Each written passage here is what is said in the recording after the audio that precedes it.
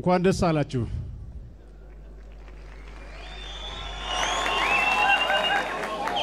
የተከበሩ ፕሮፌሰር በላይ ካሳ የቀድሞው የሃሮማያ ዩኒቨርሲቲ ፕሬዝዳንት የፓን አፍሪካ ቫይስ ቻንስለር እና የዕለቱ ክብር እንግዳ የተከበሩ ፕሮፌሰር ኔዋድጎ የዩኒቨርሲቲው ስራ አመራር ቦርድ ምክትል ሰብሳቢ የተከበሩ ዶክተር አለማየሁ ዋሴ የአመልድ ዋና ዳይሬክተር የተከበሩ ኢንጂነር መላኩ ዝዘው የኢትዮጵያ ዘርፍ ማህበራት ፕሬዝዳንትና የዩኒቨርሲቲያችን ስራ አመራር ቦርድ አባል የተከበሩ አቶ ይተባረክ አወቀ የዩኒቨርሲቲው ስራ አመራር ቦርድ አባልና የደብረ ማርቆስ ከንቲባ የተከበሩ አቶ አብርሃም አያለው የምስራቅ ጎጃም ዞን ዋና አስተዳዳሪ የተከበሩ አቶ ጣሂር መሐመድ የአማራ ክልል ባህልና ቱሪዝም ቢሮ ኃላፊ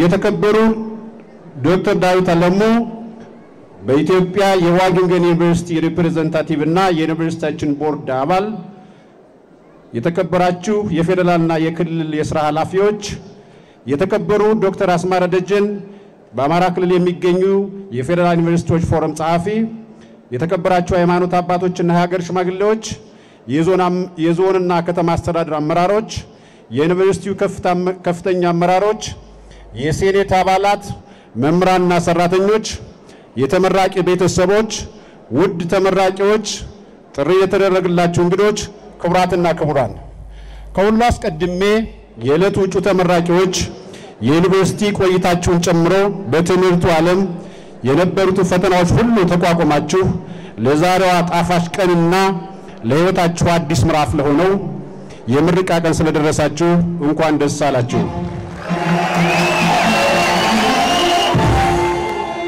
በዓለም አቀፉ የኮሮና ወረርሽኝ ምክንያት ከ7 እና 8 ወራት ያላነሰ በተማሳይ በህግ ማስከበሩና በህልውና ዘመቻው ምክንያት ለበርካታ ወራት ከትምህርት ገበታ ውጪ የነበራችሁ ቢሆኑም ያን ሁሉ ፈተና ተቋቁማችሁ ሌት ቀን በመስራት የሚጠበቅባችሁን የአካዳሚክ ውጤት ማስመዝገብ ስለመቻላችሁ በየኮሌጁ አካዳሚክ ኮሚሽን ተረጋግጦና በዩኒቨርሲቲው ሲኔት ጸድቆ በዛሬው ዕለት መመረቅ በመቻላችሁ ደስታችሁን እጥፍ ድርብ ያደርገዋል። በድጋሜ እንኳን ደስ አላችሁ። በነበሩት ተካታይ አጭር የትምህርት ካላንደሮች የባከነውን ትምህርት በማካካስ ለዛሬው የስኬት ቀን እንድትደርሱ የመምህራን ድርሻ ከፍ ያለ ነበርና በዚሁ አጋጣሚ ለዩኒቨርሲቲው መምህራን ታላቅ ምስጋና ማቅረብ እወዳለሁ። በአጠቃላይ ለዛሬዋ የምርቃ ቀን ለመድረስ በጉዟችሁ ሁሉ ከናንተ ጎን ለነበሩት የዩኒቨርሲቲው መምህራንና ሰራተኞች በየደረጃው ላሉ የዩኒቨርሲቲው አመራሮች ለቤተሰቦቻችሁ ለጓደኞቻችሁ እንኳን ደስ አላችሁ ማለት ፈልጋለሁ።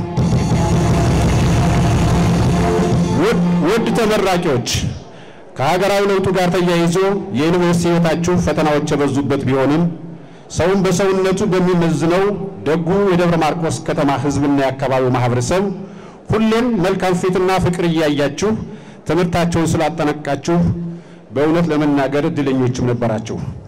በመሆኑም ሁሌም ለተማሪዎቻችን ኢትዮጵያዊ ፍቅር በመስጠት ስታጠፉም እንደ ልጁ እየመከረና እየገሰጸ ለዚህች ቀን እንድትደርሱ የደብረ ማርቆስ ከተማ ህዝብና የአካባቢው ማህበረሰብ ሚና ታላቅ ነበርና በዩኒቨርሲቲው ማህበረሰብ ስም ታላቅ ምስጋና ማቅረብ እወዳለሁ። ክቡራትና ክቡራን ሀገራችን ኢትዮጵያ የከፍተኛ ትምህርትን ጨምሮ በትምህርት ሽፋንና ተደራሽነት ምርታዊ ለውጥ አስመዝግባለች። በመሆኑም በአሁኑ ሰዓት የከፍተኛ ትምህርት ተቋማት ቁጥር በእጅጉ ጨምሯል። በየ5 ዓመቱ ከ10 ያላነሱ አዳዲስ ዩኒቨርሲቲዎች ተከፍተዋል። ባለፉት 10 ዓመታት ከተቋቋሙት የሀገራችን ዩኒቨርሲቲዎች ደብረ ማርቆስ ዩኒቨርሲቲ አንዱ ነው። ዩኒቨርሲቲው ከተቋቋመ ከ1999 ጀምሮ በብዙ ዘርፈ ጉዳዮች እድገት አምጥቷል። በአንድ ፋኩልቲ በ8 የትምህርት ፕሮግራሞች በ53 መምህራንና በ15 የአስተዳደር ሰራተኞች ስራውን ሀብሎ የጀመረው ዛሬ 63 የመጀመሪያ ዲግሪ 65 የሁለተኛ ዲግሪና 9 የሶስተኛ ዲግሪ ፕሮግራሞች አሉት። በአሁኑ ሰዓትም በመደበኛውና በተካታይ ትምህርት ፕሮግራሞች 29149 ተማሪዎች ተቀብሎ በማሰልጠን ላይ ይገኛል። በባለፉት ዓመታትም ከ45000 በላይ ምሩቃን በማፍራት ለሀገር አበርክቷል። በዛሬውና በነገው ዕለትም 2108 ተማሪዎችን ያስመርቃል። ከተመራቂዎችም 758 ያህሉ ሴቶች ናቸው።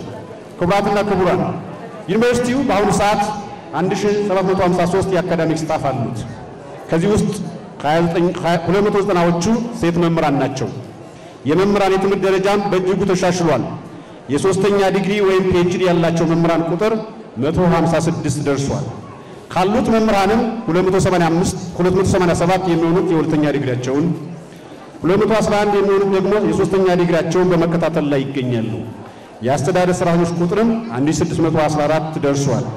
የተከበሩ ፕሮፌሰር በላይ ካሳ የዕለቱ ክብር እንግዳ፣ ጥሪ የተደረገላችሁ እንግዶች፣ ክቡራትና ክቡራን ዩኒቨርሲቲው በየዘመኑ የ5 ዓመት ስራ እቅድ በማቀድ በአዋጅ የተሰጡትን ሶስቱን ተልእኮዎች በላቀ መልኩ ለማሳካት ሲሰራ ቆይቷል። በ2012 በጀት ዓመትም ሀገራዊ አቅጣጫውን ታሳቢ ባደረገ መልኩ የ10 ዓመት መሪ እቅድና የ5 ዓመት ስራ እቅድ በማቀድ ወደ ስራ ገብተናል። ዩኒቨርሲቲው በሳይንስና ከፍተኛ ትምህርት ሚኒስቴር የአፕላይድ ዩኒቨርሲቲ ሆኖ መመደቡን ተከትሎ በተመረጡ 3 የትምህርት መስኮች ማለትም በግብርና በሀገር በቀል ዕውቀትና በጤና የተለየ ትኩረት ሰጥቶ እየሰራ ይገኛል። የግብርና ምርታማነትን ለመጨመርና የአካባቢውን ባህል፣ ስነ ጽሑፍና ቋንቋ ለማሳደግ የልቀት ማዕከላትን በማቋቋም ወደ ተጨባጭ ስራ ገብተናል። ውድ የዩኒቨርሲቲው መምህራን ዩኒቨርሲቲው ስራ ከጀመረ ጀምሮ መልካም የመማር ማስተማር ባህል መገንባት ችሏል። በመሆኑም በየዘመኑ ለነበሩ የዩኒቨርሲቲው መምህራን እና አመራሮች ምስጋና ይገባቸዋል። በ2014 የትምህርት ዘመንም በጦርነቱ በአካልና በስነ ልቦና የተጎዱ ተማሪዎችን በመለየት የአካዳሚክ እገዛን ጨምሮ ሁሉን አቀፍ እገዛ አድርጋችሁላቸዋል። የባከነውን የትምህርት ሰዓትም ለማካካስ ሌት ተቀን በመስራት ተማሪዎች በስርዓተ ትምህርት ቤት የሚፈልገውን ዕውቀት፣ ክህሎትና አመለካከት እንዲጨብጡ ሌት ተቀን ደክማቸዋል።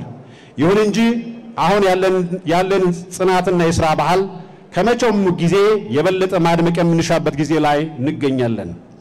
ሀገራችን ኢትዮጵያ አሁን ካለችበት ሁሉን አቀፍ ቀውስ እንድትወጣና ሰላሟ እንድታገኝ ከመቼውም ጊዜ በላይ ሁላችንም እጅ ለእጅ ተያይዘን በአንድነት የምንቆምበት ታሪካዊ ጊዜ ላይ እንገኛለን። በ2013 ዓመተ ምህረት መገባደጃ ጀምሮ የሀገራችን ኢትዮጵያ ህልውና ከመቼውም ጊዜ በላይ ጥያቄ ውስጥ በወደቀበትና ህዝባችን መከራ በበዛበት ወቅት ለሀገራችሁና ለህዝባችሁ ያላችሁን ጥልቅ ፍቅር በተግባር አሳይታችኋል። ለዚህም በዩኒቨርሲቲው ማናጅመንት ስም ለመላው ዩኒቨርሲቲው ማህበረሰብ ታላቅ ምስጋና ማቅረብ ወዳለሁ። የእናንተን ጥልቅ የሀገር ፍቅር ተማሪዎቻችን እንዲወርሱ በማድረጉ ረገድ ግን ገና ብዙ ስራ መስራት ይጠበቅብናል። ለሀገራቸው ለሉዓላዊነትና አንድነት መከበር ሁሌም ዘብ የሚቆሙ ለእኩልነትና ለፍትህ ጠበቃ የሚሆኑና ለሀገራቸውና ለህዝባቸው ጥልቅ ፍቅር ያላቸው ስራ ወዳድ ዜጎችን ማፍራት ለነገ የማይባል ተግባር መሆኑን በውል ልንገነዘብ ይገባል። ሀገራችን ኢትዮጵያ አሁን ከገጠማት መከራ መንጥቀው ሊያወጧት የሚችሉ መልካም ስብዕና የተላበሱ በራሳቸው የሚተማመኑና ለራሳቸው ክብር ያላቸው ዜጎች መፍጠር ግድ ይለናል። ስርዓተ ትምህርቱን በየጊዜው በማበልጸግ አሳታፊና አነቃቂ ትምህርት ስርዓት አሰጣጥ በመተግበርና ተካታይ የምዘና ስርዓትን በመዘርጋት እንደ ሀገር በትምህርት ጥራት ያጋጠሙ ተግዳሮችን ለመቅረፍ ከአሁን በፊት ከምናደርገው ጥረት በላቀ መልኩ እንድንሰራ በዚሁ አጋጣሚ ጥሬን አቀርባለሁ። ችግር ፈቺ ምርምር ስራዎችን በመስራትና የቴክኖሎጂ ሽግግር በማድረግ የአካባቢው ማህበረሰብ ህይወት ለማሻሻልም የጀመርነውን ስራ አጠናክረን መቀጠል ይገባናል። ክቡራትና ክቡራን በቅርብ ዓመታት የዩኒቨርሲቲው መምህራን የምርምር ባህል በእጅጉ አድጓል። በበጀት ዓመቱም መምህራን በበርካታ የምርምር ውጤቶች በታዋቂ ጀርናሎች ማሳተም ችለዋል። በዚህም ዩኒቨርሲቲው በዓለም አቀፍ የጥናት ምርምር ደረጃ ከሀገራችን ዩኒቨርሲቲዎችና ከእድሜው አንጻር ሲታይ ባለፉት 2 እና 3 ዓመታት ትልልቅ ደረጃዎችን መያዝ ችሏል። በመሆኑም በዩኒቨርሲቲው ማናጅመንት ስም ለዩኒቨርሲቲው ተመራማሪዎች ታላቅ ምስጋና ማቅረብ ወዳለሁ። ለሀገራችን እንደ ምልክት ወይም ናሽናል ፊገር ከሚታዩ ጥቂት ስመጥር ተመራማሪዎችና ስኬታማ የከፍተኛ ትምህርት ተቋማት መሪዎች መካከል ፕሮፌሰር በላይ ካሳ የዕለቱ ክብር እንግዳ ለዩኒቨርሲቲው ተመራማሪዎች ተጨማሪ ምስጋና እንዲያቀርቡልኝ በዚሁ አጋጣሚ ጠይቃለሁ። ክቡራትና ክቡራን የደቡብ ማርቆስ ዩኒቨርሲቲ 6ቱም ስነ ምህዳርና ትልቁ የምስራቅ አፍሪካ የውሃ ማማ የሆነው የጮቄ ተፋሰስ በሚገኝበት ቦታ መመስረቱ እድለኛ ያደርገዋል። የጮቄ ተፋሰስ የአባይ ትልቁ የደም ስር ነው። በመሆኑም የአባይ ወንዝን ዓመታዊ ፍሰት ለመጨመርና የታላቁ ህዳሴ ግድብ ደህንነትን ለመጠበቅ የጮቄ ተፋሰስን ጨምሮ በተለያዩ ቦታዎች የጀመርናቸውን የተፈጥሮ ሀብት ስራዎች አጠናክረን መቀጠል ይገባናል። በእርግጥ ከብሔራዊ ሀብትነትን በላይ የምስራቅ አፍሪካ የውሃ ማማ የአባይ ትልቁ የደም ስር የሆነውን ጮቄ ተፋሰስን ማልማትና መጠበቅ ከአንድ ተቋም አቅምና ተልዕኮ በላይ ነው። በመሆኑም ሁሉም ባለድርሻ አካላት ተፋሰሱን ለማልማት ከኛ ጋር በቅርበት እንዲሰሩ በዚሁ አጋጣሚ ጥሬን አቀርባለሁ። ሁላችንም እንደምናውቀው አካባቢው በተፈጥሮ ጸጋ የታደለ ነው። የአካባቢው ማህበረሰብ የኑሮ ደረጃ ዝቅተኛና የኑሮ ዘይቤውም ኋላ ቀር የሚባል ነው። ስለሆነም የአካባቢውን ጸጋ በመጠቀም የምርምርና ማህበረሰብ አገልግሎት በማሻሻል የአካባቢውን ማህበረሰብ የኑሮ ደረጃና የኑሮ ዘይቤ በማሻሻል ረገድ ተጨባጭ ለውጥ ለማምጣት የማህበረሰብ አገልግሎት ስራችን በባለፉት 2 ዓመታት በጥልቀት ገምግመናል። በመሆኑም በተመጣጠሰ መልኩ ሲሰጡ የነበሩ የማህበረሰብ አገልግሎቶችን አሰራር በመቀየር ፕሮጀክቶችን በመቅረጽና በመተግበር የማህበረሰቡን ህይወት ለማሻሻል ከፍተኛ ጥረት ሲደረግ ቆይቷል። በመሰረታዊነት የዩኒቨርሲቲውን የትኩረት መስኮች ታሳቢ ባደረገ መልኩ 32 የምርምርና የማህበረሰብ አቀፍ የልማት ፕሮጀክቶች ወደ ትግበራ እንዲገቡ ተደርጓል። ላብነትም የኳሽባ ቀበሌ የተቀናጀ የተፋሰስ ልማት ፕሮጀክት፣ የቁይ ወረዳ ናብራ ቀበሌ ነዋሪዎች የሰውና የእንስሳት መጠጥ ውሃ ምንጭ ማጎልበት ፕሮጀክት፣ ለመስኖ ለአትክልትና ፍራፍሬ ልማትና ለእንስሳት መጠጥ አገልግሎት የሚውል የኩሬ ውሃ ግንባታ፣ የተሻሉ የአትክልትና ፍራፍሬዎች ልማት ፕሮጀክት፣ የተቀናጀ የአሳ የዶሮ እርባታና የአትክልት ልማት ፕሮጀክት፣ በደብረ ኤልያስ ጎዛመን ወረዳና በቡሬ ካምፓስ የተከናወኑ የበጋ ስንዴ ልማትና የዘር ብዜት ፕሮጀክት፣ የግዕዝ ቋንቋ ማሳደግ፣ የ10 ዓመት የሀገር በቀል ዕውቀትና የመድኃኒታማ እጽዋት ዘረመል ብዜት ፕሮጀክት፣ በተለያዩ ወረዳዎች እየተከናወነ የሚገኘው የአፈር አሲዳማነትን የማከም ፕሮጀክት፣ የንብ ማነብ ፕሮጀክት፣ በአባይ በረሃ ውስጥ እየተገበረ የሚገኘው የቆላ ቀርከሃ ፕሮጀክት፣ የሁለተኛ ደረጃ ትምህርት ቤቶች የመረጃ አያያዝ ማዘመን ፕሮጀክት፣ የተመረጡ የአንደኛ ደረጃ ትምህርት ቤቶች በአረንጓዴ ልማት ማስዋብና የትምህርት ጥራት ማሻል ፕሮጀክት፣ የመስኖ ቦይ ጥገና፣ የእርስ በርስ ግድያን ለማስቆም በሸበል በረንታ ወረዳ እየተገበረ የሚገኘው የደም ማድረቅ ፕሮጀክት፣ የማህፀን በር ካንሰር ቅድመ መከላከልና ሕክምና ፕሮጀክቶችን ላብነት መጥቀስ ይቻላል። በተመሳሳይ መልኩ ፈጠራና ቴክኖሎጂ ሽግግር ላይ ትኩረት ያደረጉ ፕሮጀክቶች እየተገበሩ ይገኛሉ። ከዚህ ውስጥም ሁለገብ የሰብል ማጨጃና መውቂያ ማሽን፣ የበቆሎ መፈልፈያ ማሽን ለአካባቢው ማህበረሰብ በመስራጨት ላይ ይገኛሉ። ከደረቅ ቆሻሻ ጭስ አልባ ከሰል የማምረት ቴክኖሎጂዎችን ላብነት ልንጠቅሳቸው እንችላለን። ስለሆነም ከላይ ላብነት የጠቀስናቸውን ፕሮጀክትና የቴክኖሎጂ ውጤቶችን ጨምሮ ተጨማሪ ፕሮጀክቶችን በመቅረጽና በመተግበር በየጊዜው በመምህራንና በተማሪዎቻችን የሚፈልቁ የቴክኖሎጂ ውጤቶችን ወደ ማህበረሰቡ በማስራጨት የማህበረሰቡን ህይወት እንደምናሻሽልና የዩኒቨርሲቲውን ደረጃም ከፍ ማድረግ እንደምንችል እምነቴ የጸና ነው። በተሻለ መልኩ የተደራጁ ወርክሾፖችና ቤተ ሙከራዎችንም ከመማር ማስተማር ጎን ለጎን ለአካባቢው ማህበረሰብ አገልግሎት እንዲሰጡ የጀመርነው ስራ ማጠናከርን እንቀጥላለን። ላብነትም በክልል ውስጥ ያሉ ተቋራጮች የግንባታ ማቴሪያሎችን ቴስት ለማድረግ አዲስ አበባ ድረስ በመሄድ የሚያጠፉትን ጊዜ ጉልበትና ገንዘብ ማስቀረት ችለናል። ክቡራትና ክቡራን፣ ዩኒቨርሲቲው በግንባታ ዘርፍም ከፍተኛ እድገት አምጥቷል። ዋናውን ግቢ ጨምሮ በጤና ካምፓሱና በቡሬ ካምፓስ በርካታ ህንጻዎች በመገንባት ላይ ይገኛሉ። በሌላ መልኩ የተጀመሩ ህንጻዎች በተቀመጠላቸው የጊዜ ገደብ እንዲጠናቀቁ በዩኒቨርሲቲ በኩል ያለው ድጋፍና ክትትል ጠንካራ ቢሆንም የግንባታ ስራን ማስተዳደር ከመቼውም ጊዜ በላይ ፈታኝ ሆኗል።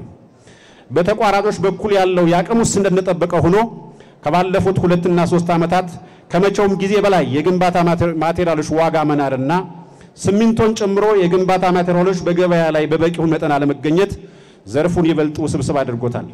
የሆነ ሆኖ የተጀማመሩ ህንጻዎችን ለማጠናቀቅ የሚቻለውን ጥረት ይደረጋል። በተቋራጮች ከፍተኛ አቅም ውስንነት ምክንያት ውላቸው ተቋርጦ የነበሩ ህንጻዎችንም በህጉ መሰረት አስፈላጊ ሁሉ ተደርጓል። በዩኒቨርሲቲ ዋና ግቢ የዋሉ ያደሩ የመሰረተ ልማት ችግሮችንም ለመቅረፍ ጥረት እየተደረገ ይገኛል። የተቋሙን የውሃ ችግር በዘላቂነት ለመፍታት የውሃ ጉድጓድ ቁፋሮ ተከናውኖ የተቋሙን የውሃ ችግር በዘላቂነት መፍታት የሚያስችል ከበቂ በላይ ውሃ ተገኝቷል። የመስመር ዝርጋታ ስራውንም ለመጀመር የግዥ ሂደት ውስጥ ገብተናል። የዋናው ግቢና የጤና ካምፓስ አጥር ስራም በግንባታ ማቴሪያል ጥረት ከቅዱ አንፃር መጠነኛ መዘግየት ቢታይበትም የተሻለ ዲዛይን ተሰርቶለት ስራው በአማረ መልኩ እየተከናወነ ይገኛል። የዩኒቨርሲቲውን ዳታ ሴንተር ለማቋቋም ተጀምሮ የነበረውን ሂደት ተጠናቆ ከ50 ሚሊዮን ብር በላይ ያወጣው የአይሲቲ መሰረተ ልማት ዝርጋታ ስራ ተጠናቆ ዳታ ሴንተሩ ተቋቁሟል። በመሆኑም የአይሲቲ አገልግሎት ስራ በተቋም ውስጥ ለማዘመን ተቋማዊ አቅም ተፈጥሯል። ዋናው ግቢም ሙሉ በሙሉ የሲሲቲ ካሜራ ተገጥሞለት የዩኒቨርሲቲው ማህበረሰብ ደህንነትና የተቋሙን ሀብትና ንብረት በአግባቡ ለመጠበቅ የሚያስችል ተጨማሪ አቅም ተፈጥሯል። ሁለቱ የጤናና የቡሬ ካምፓሶችን በቀጣይ ደረጃ በደረጃ የሲሲቲ ካሜራ የሚገጠምላቸው ይሆናል። ከውጭ ተቋማት ጋር የትብብርና አጋርነት በመፍጠሩ ረገድ ተቋሙ ለዓመታት የነበረበትን ችግር በመቅረፍ በቅርቡ ከሀገር ውስጥና ከውጭ ተቋማት ጋር ያለው ትብብር በእጅጉ ተሻሽሏል። ከብዙ የውጭ ሀገር ተቋማትና ከብዙ ሀገር ውስጥ ተቋማት ጋር በጋራ ትብብር መስራት ተጀምሯል። ከአሜሪካ ከሚገኝ ኢንዲያና ዩኒቨርሲቲ ጋር በስራ ፈጠራና የአመራር አቅም ግንባታ፣ ከኖርዌይ 2 ዩኒቨርሲቲዎችና ከሀገራችን ዩኒቨርሲቲዎች ጋር የምንሰራው የ6 ዓመት ፕሮጀክት ጨምሮ ከውጭ ተቋማት ጋር በጋራ የተለያዩ ፕሮጀክቶች በመቅረጽና በማሸነፍ ከውጭ ፈንዶችን ማምጣት ችለናል። የተወሰኑትም በቀጥታ የአርሶ አደሮችን ህይወት የሚያሻሽሉ ናቸው። በቅርቡ ከአግሪ ሰርቪስ ኢትዮጵያ ጋር በመተባበር ከ30 ሚሊዮን ብር በላይ ያሸነፍነውና በሸበል በረንታ ወረዳ ለመተግበር በዝግጅት ላይ የምንገኘው ፕሮጀክት ለአብነት መጥቀስ ይቻላል። ክቡራትና ክቡራን፣ በበጀት ዓመቱም የአቅም ግንባታ ስራ በሰፊው ተሰርቷል። የዩኒቨርሲቲው ማህበረሰብና የአካባቢው ማህበረሰብ አቅም ለመገንባት በርካታ የአጭርና የረጅም ጊዜ ስልጠናዎች ተሰጥተዋል። በተጨማሪም የተሻለ የህይወት ተሞክሮ የፕሮጀክትና የምርምር ልምድ ያላቸው ምሁራን በመጋበዝ የመምህራን አቅም ለመገንባት ጥረት ሲደረግ ቆይቷል። በመጨረሻም ለውድ ተመራቂዎች የመጓና የሌሎች ድንቅ መጽሐፍት ደራሲና በአነቃቂ ንግግራቸው የምናውቃቸው የአሁኑ የአመልድ ዋና ዳይሬክተር ዶክተር አለማየሁ ዋሴና የዕለቱ ክብር እንግዳ ፕሮፌሰር በላይ ካሳ ከምረቃ በኋላ ስለሚያስፈልጋችሁ የህይወት ክህሎትና የሥራ መመሪያ የሚሰጧችሁ ቢሆንም እኔም አባታዊ ምክሬን ማስተላለፍ ፈልጋለሁ።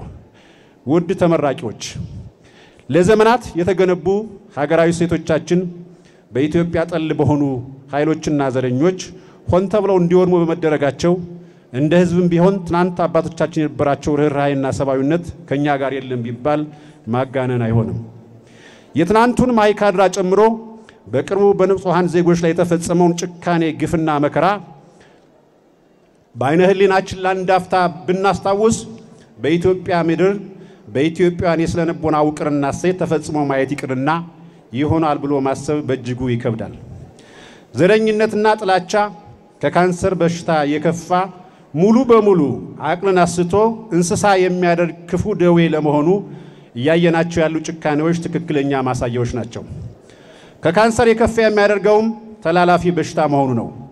ሌላው የከፋ የሚያደርገው እድሜ፣ ጾታ፣ ቀለም ሳይለይ ሁሉንም ሰው ሊያጠቃ መቻሉ ብቻ ሳይሆን ፊደል የቆጠረውን ሰው አብዝቶ የሚያጠቃ መሆኑ ነው።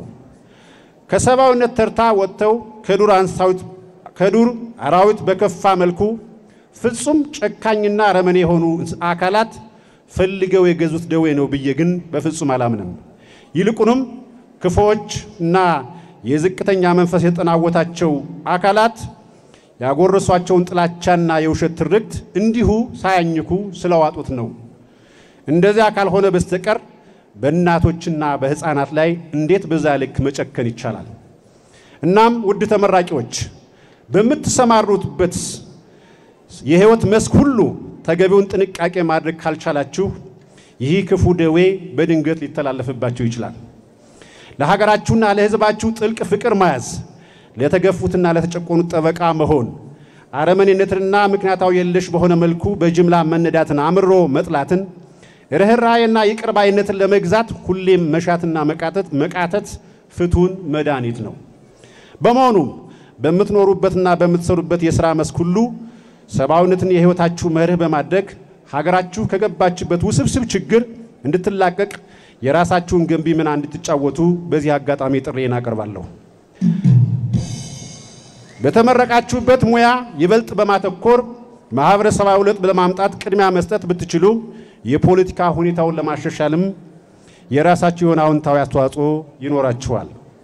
በዛሬው ቀን የለበሳችሁት ጋውንም ፍጹም ክቡር በመሆኑ ከዚች ሰዓት ጀምሮ ሁሉን ነገር በኃላፊነት ስሜት ለመከወን ስለሚረዳችሁ ለራሳችሁ ለቤተሰባችሁ ብሎም ለሀገራችሁ በሚጠቅም መልኩ ነገሮችን በሰከነ መንገድ ለማየት ተጨማሪ አቅም እንደሚሆናችሁ በእጅጉ እንተማመናለን። ውድ ተመራቂዎች፣ በየዘመኑ ፖለቲከኞች ይመጣሉ ይሄዳሉ። ሀገርና ሕዝብ ግን ዘላለማዊ ናቸው። በመሆኑም በሀገራችሁ አንድነትና ክብር ላይ ቅንጣት ያህል ልትደራደሩ አይገባም። ይህን ሐቅ በውል በመገንዘብ ለራሳችሁ ክብር መስጠት ክፎችና ዘረኞች የእናንተንና የሕዝባችሁን ሕይወት እንዲያመሰቃቅሉና የእናት ሀገራችሁን ክብር እንዲያዋርዱ እድል ልትሰጧቸው አይገባም። ለየትኛውም ፖለቲካ መጠቀሚያ ልትሆኑም አይገባም። በመሆኑም በዩኒቨርሲቲ ቆይታችሁ ካገኛችሁት ዕውቀትና ክህሎት በተጨማሪ ከቤተሰብ የወረሳችሁትን ቅን ልቦና፣ ነባይነት፣ ሐቀኝነትን በመጠበቅ ራሳችሁን ከጥላቻና ከቂም በቀል ነፃ በማድረግ የኢትዮጵያን መገለጫ የሆነውን ሰብአዊ ባህሪ በውስጣችሁ እንዲዘራና እንዲጎመራ ከፈቀዳችሁ ተገቢውን ማህበራዊ ኃላፊነት እንደምትወጡና በተሰማራችሁበት የሥራ መስክ ሁሉ ውጤታማ እንደምትሆኑ አንጠራጠርም።